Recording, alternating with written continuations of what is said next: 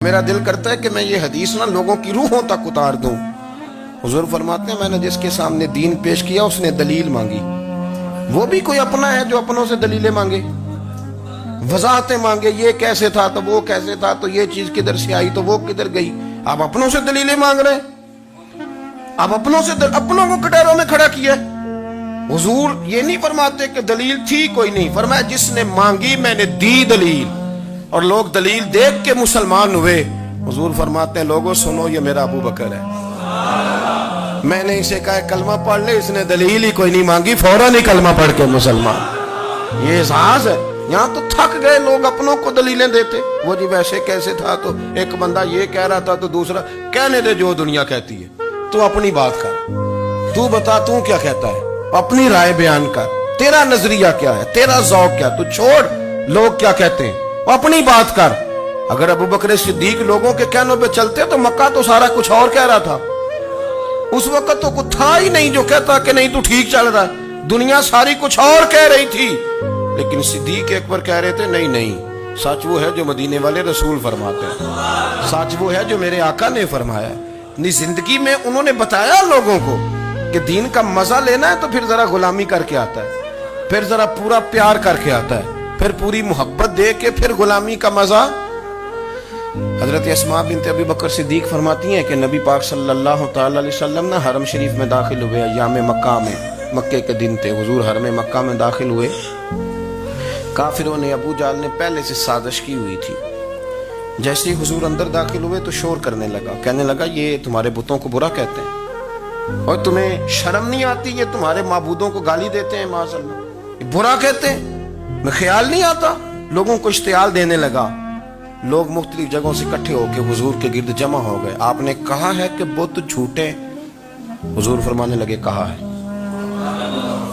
آپ نے کہا ہے کہ یہ کچھ نہیں کر سکتے، فرمایا کہا ہے۔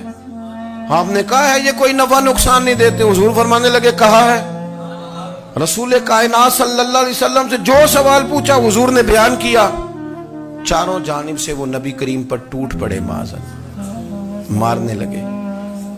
حضرت صدیق اکبر گھر میں بیٹھے کھانا کھا رہے تھے، کسی نے کہا ابو بکر وہ تو حرم میں حضور کو مار رہے ہیں، نہ سر پہ ٹوپی نہ پیروں میں جوتا۔ ابو بکر دوڑے، سر پٹ دوڑے، بھاگے۔ حضور زمین پہ لیٹے ہوئے تھے، وہ تکلیف دے رہے تھے۔ حضرت صدیق اکبر نے 2 کو پکڑ کے ادھر پھینکا، 4 کو ادھر پھینکا، 5 کو ادھر پھینکا، ایک جملہ بار بار زبان سے کہتے ظالمو انہیں مارتے ہو جو تمہاری نجات کا سامان لے کے آئے، انہیں تکلیف دیتے ہو جو کہتے ہیں اللہ میرا رب ہے، انہیں مارتے ہو، شرم نہیں آتی۔ اب انہوں نے حضور کو چھوڑ کے تو جناب صدیق اکبر کو مارنا شروع کیا۔ حضرت صدیق اکبر، عقبہ بن ابی معیط، عتبہ عتیبہ ان کے ہاتھوں میں جوتے تھے۔ آج کل جوتے وہ نہیں ہوتے جو اس زمانے میں تھے، جوتا ہوتا تھا لکڑی کا، کھڑاؤں کہتے تھے، وہ جوتے پکڑ لیے اور جناب صدیق اکبر کے سر پہ مارنے شروع کیے۔ سر پہ جوتے لگ رہے ہیں، لگتے جا رہے ہیں، خون بہتا جا رہا ہے۔ حضرت صدیق اکبر نے بازو کھولے ہوئے، بے ہوش ہو کے گرے۔ حضرت اسماء کہتی ہیں میرے والد کو لوگ گھر لائے تو سر بھی سارا لہو سے بھرا ہوا تھا، چہرہ بھی سارا لہو سے بھرا ہوا تھا۔ عشق تے اگ دوویں ایک برابر، عشق تے اگ دوویں، عشق تے اگ دوویں ایک برابر، پر عشق دا سیک ودھیرا، اگ تے ساڑے ککھ تے کانے، عشق ساڑے تن میرا، اگ دا دارو می تے پانی، کوئی دسے ہاں پلا عشق دا دارو کیڑا، سجنا اتھے کچھ نہیں بچتا جتھے عشق حرام دا ڈیرا۔ حضرت صدیق اکبر کو گھر لائے تو لہو لہان ہے سارا وجود، خون بہ رہا۔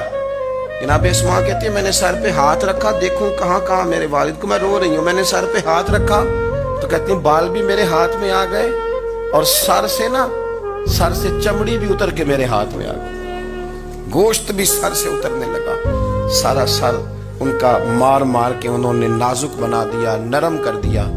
آپ فرماتی ہیں وہ بے ہوش تھے، ہم ان کے منہ میں دودھ ڈالتے تھے، لیکن وہ جب بھی آنکھ کھولتے تھے تو زبان پر ایک ہی لفظ تھا، ظالمو انہیں مارتے ہو جو تمہیں کہتے ہیں میں اللہ کا رسول بن کے آیا، انہیں مارتے ہو۔ اس ترتیب سے رسول اللہ کی غلامی کی، اس رنگ میں نبی پاک سے پیار کیا، نبی پاک کے حصے کے زخم اپنے سینے اور دل پر برداشت کیے، اس لیے تو میرے کریم نے فرمایا تھا لوگوں سن لو میرے ساتھ جس نے بھی نیکی کی میں نے بدلہ دے دیا ہے.